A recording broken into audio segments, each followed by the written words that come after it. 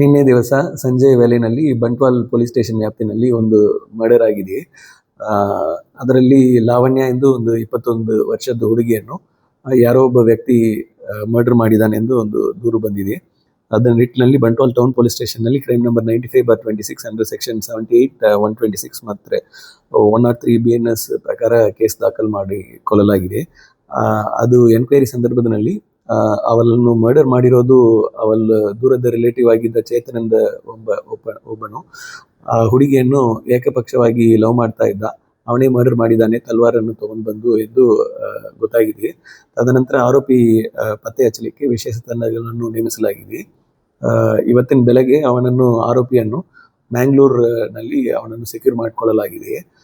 ತದನಂತರ ಅವನು ವಿಚಾರಣೆ ಮಾಡುವಾಗ ಅವನು ಇಲಿಪಾಶನ ತಗೊಂಡಿದ್ದಾಗ ಹೇಳಿರ್ತಾನೆ. ಈ ನಿಟ್ಟಿನಲ್ಲಿ ಅವನನ್ನು ಸರ್ಕಾರಿ ಆಸ್ಪತ್ರೆಯಲ್ಲಿ ಈಗ ಅಡ್ಮಿಟ್ ಮಾಡಲಾಗಿದೆ.